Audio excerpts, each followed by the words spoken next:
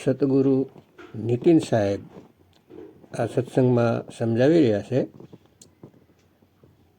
વાણી છે બાબા નાનક દેવની. ખૂબ જ પ્યારી વાણી છે, ખૂબ સુંદર વાણી છે, વિવેક જગાડનારી વાણી છે. નદર કરે ત્યાં શિમળ્યા જાય, આત્મદ્રવ્ય રહે લીવલાય. આત્મ પરમાત્મ એકો કરે, અંતર કી દુવિધા અંતર મરે.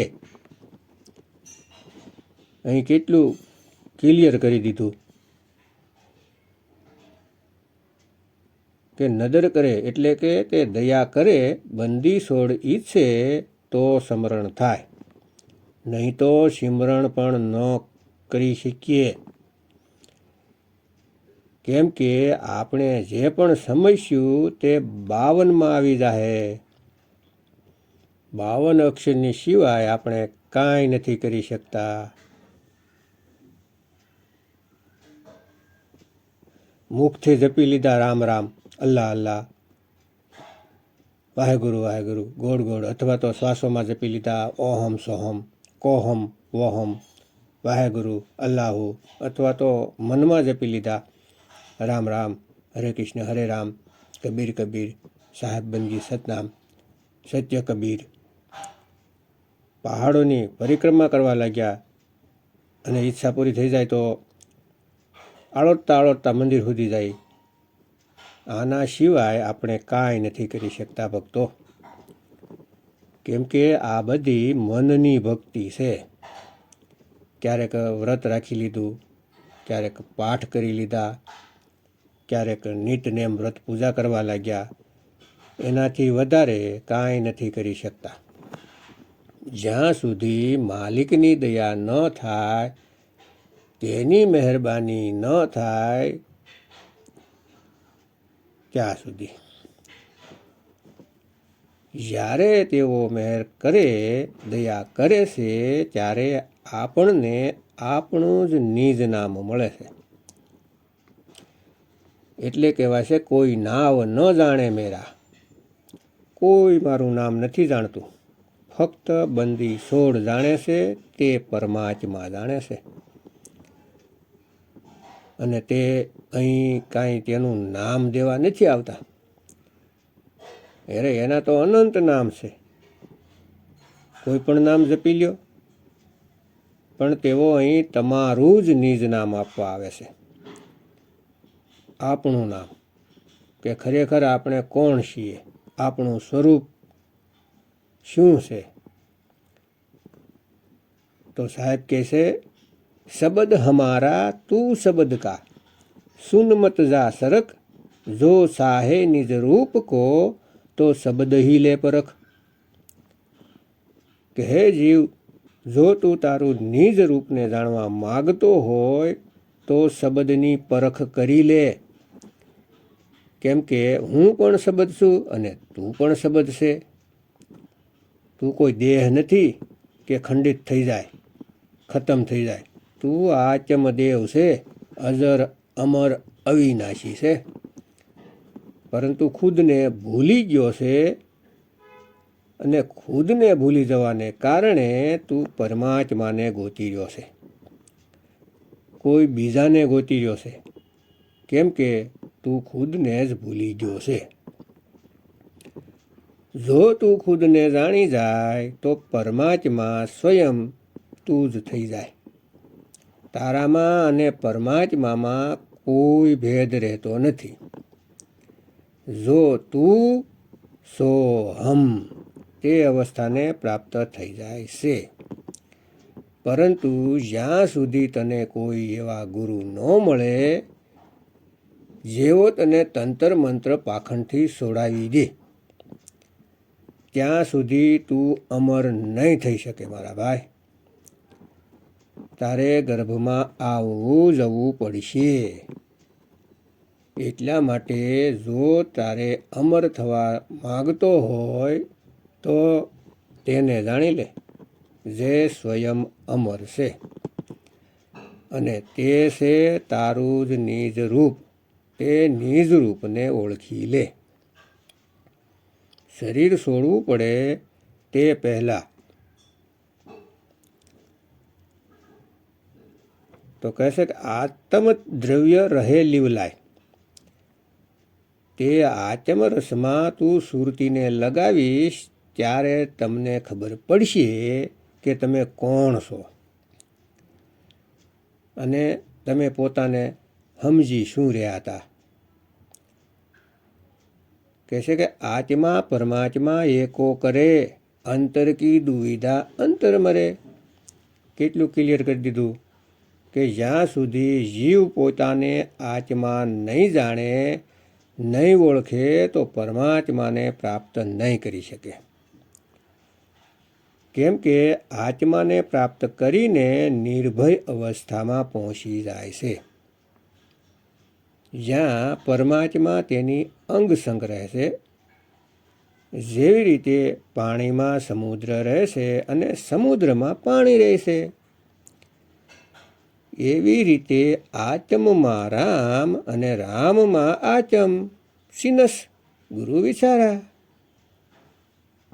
તે આત્મામાં રામ અને રામમાં આચમને જાણવાવાળા કોઈ પરમ વિવેકી ગુરુ જ તમને એ ભેદ આપી શકે છે. નહીં તો બધા જ પોતાના શરીરની સાથે ફસાવી દે છે અને ખુદને સાબિત કરે છે કે હું જ ગુરુ છું.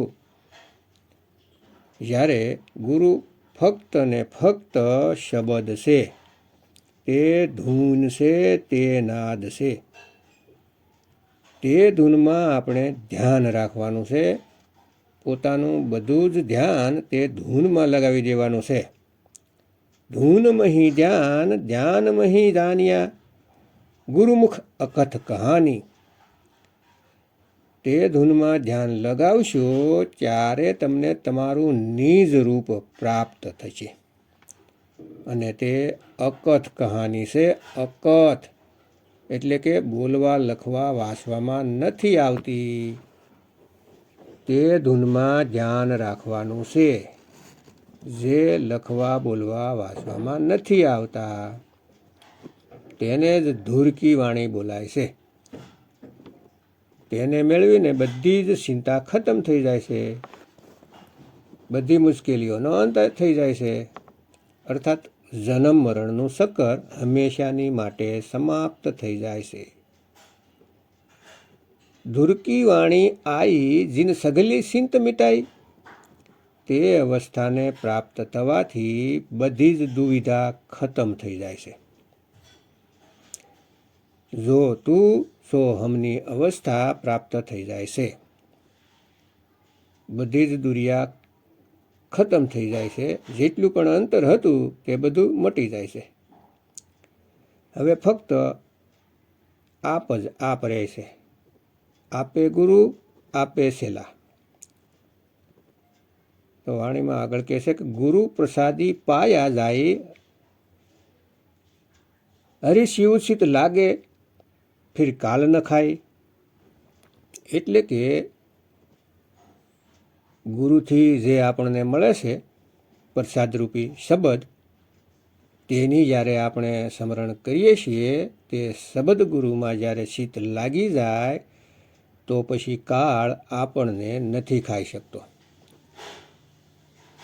કેમ કે એવી અવસ્થામાં પહોંચી જઈએ છીએ જ્યાં આપણને કોઈ કાપી શકતું નથી, કોઈ મારી શકતું નથી, કોઈ બાળી શકતું નથી, હવા સૂકવી શકતી નથી. આપણે આ પ્રકૃતિથી પાર થઈ જઈએ છીએ અને આપણને આપણું સ્વરૂપ મળી જાય છે.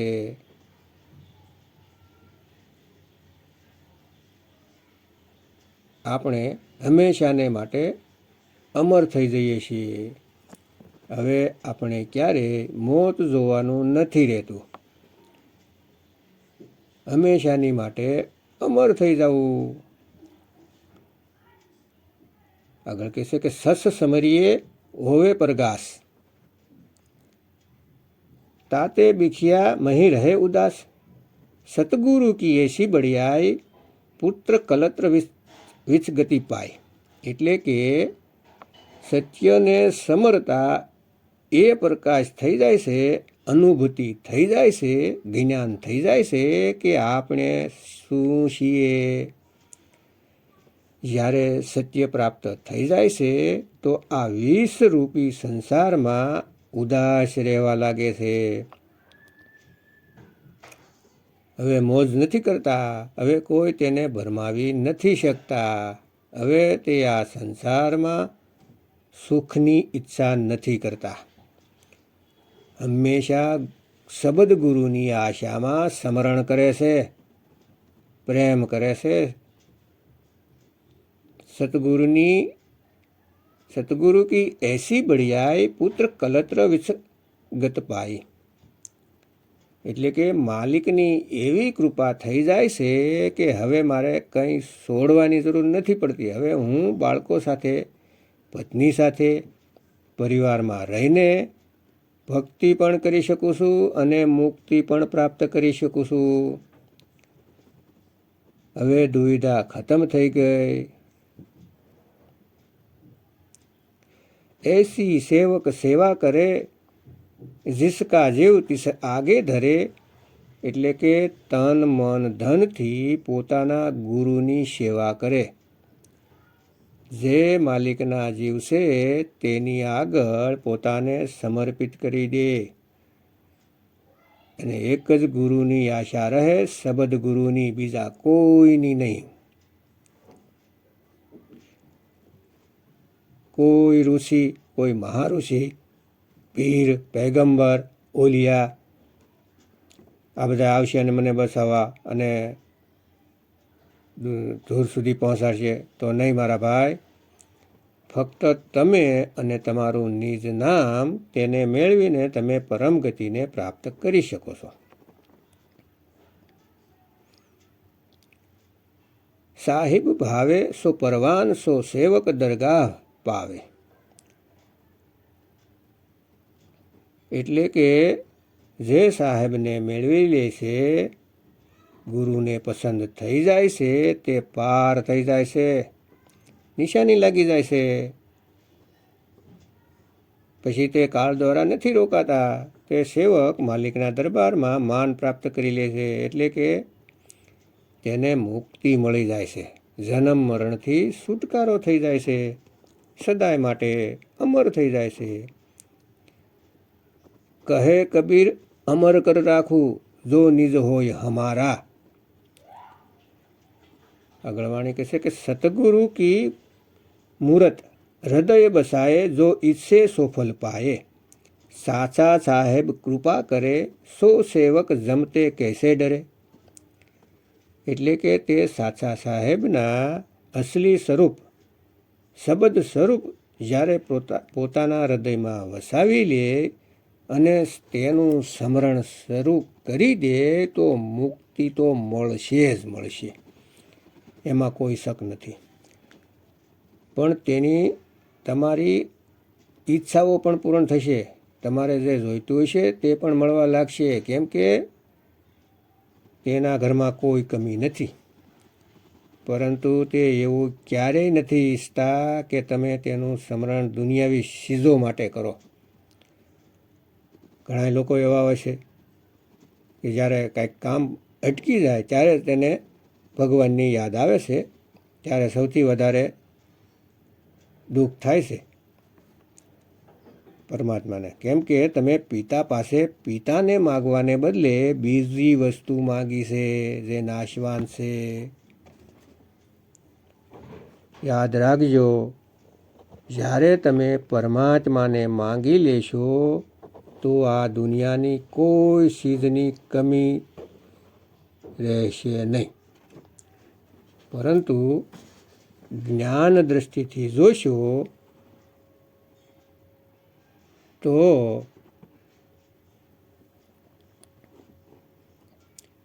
ત્યારે તમને સંતુષ્ટિ મળી જાય છે અને સંતોષથી મોટી વસ્તુ આ દુનિયામાં કોઈ નથી. આજના સમયમાં મોટા મોટા મહાત્માઓને સંતોષ નથી.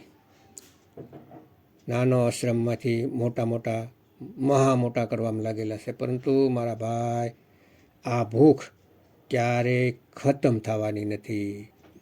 એ તો સંતોષથી જ ખતમ થાય છે. આગળ કહે છે કે સાચા સાહેબ કૃપા કરે સો સેવક જમશે કેસે ડરે. જેના ઉપર માલિકની કૃપા માલિક કૃપા કરીને પોતાના નામની બક્ષિસ કરી દે છે તે જીવ જમથી નથી ડરતા, મોતથી નથી ડરતા. ગમે ત્યારે મોત આવે તો શબદ ગુરુનું સ્મરણ શરૂ કરે છે અને હંમેશાને માટે દેહને તાગી દે છે.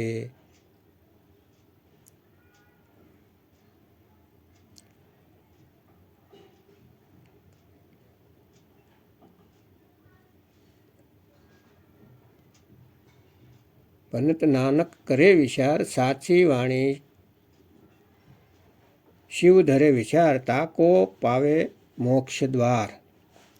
જપ તપ સબ ઇહ શબ્દ હે સાર. એટલે કે નાનક સાહેબ કહે છે કે હું સમજી વિચારીને કહું છું, જે કોઈ અકથ વાણી નિર્મળ વાણીથી પ્રેમ કરશે, તે શબ્દ રૂપથી પ્રેમ કરશે, તેઓ તે મોક્ષના દ્વારને પ્રાપ્ત કરશે. શબ્દ દ્વાર 11મી ખિડકી જે દશમ દ્વારની બહાર શબ્દ ગુરુ બેઠા છે તેની વાત છે. તે મોક્ષનું દ્વાર છે. તે શબ્દનું સ્મરણ કરવાથી બધું જ જપ તપ વ્રત નેમ પૂજા પાઠ બધું જ તેમાં આવી જાય. જેમ કે હાથીના પગમાં બધાના પગલા આવી જાય છે એમ. કિશનજી ગીતાજીમાં કહે છે કે હે અર્જુન, જે લોકો આત્મજ્ઞાનને પ્રાપ્ત કરીને તેમાં સ્થિત રહે છે, જે આત્મરૂપને મેળવવામાં લાગેલા રહેશે, તેના માટે કોઈ નિયત કર્મ નથી કરવાનું રહેતું. અને આત્મસિદ્ધ વ્યક્તિને કોઈ જીવથી આશા રહેતી નથી. હવે તેને કોઈની આશા નથી રહેતી, કેમ કે હવે તે સ્વયં સિદ્ધ થઈ ગયા છે, પોતાના સ્વરૂપને જાણી ગયા છે. તે જન્મ મરણથી ન્યારા થઈ ગયા છે. જેવી રીતે પરમાત્મા ન્યારા છે, તેવી જ રીતે તે પણ ન્યારા થઈ જાય છે. આતમ પરમાત્મ એકો કરે, અંતર કી દુવિધા અંતર મરે. તો ભક્તો, આ સત્સંગથી તમારો બધો ભરમ ખતમ થઈ ગયો છે. આત્મા અને પરમાત્માનો દ્વૈતવાદ મટી ગયો છે. કેમ કે એક કહું તો હું નહીં और दो कहूँ तो गाली. जैसा है वैसा कहूँ, કહે કબીર વિચારી. તો વિવેક જગાવો અને સતગુરુ નીતિન સાહેબના સત્સંગ સાંભળો. યુટ્યુબમાં કહત કબીર સુનોભાઈ સાધો નીતિન દાસજી કા સત્સંગ એમ લખશો એટલે સત્સંગો આવશે. તેને ક્રમવાઇઝ સાંભળજો, વારંવાર સાંભળજો, પોતાનો વિવેક જગાવો અને આ અમૂલ્ય અવસર માનવ દેહ મળ્યો છે તેનો લાભ ઉઠાવી લ્યો. ફરીથી આ સમય નહીં આવે. જય ગુરુ નીતિન સાહેબ, જય ગુરુ વૈરાગપતિ સાહેબ, જય ગુરુ મદનપતિ સાહેબ, જય જય મુક્તિના દાતા કબીર સાહેબની જય.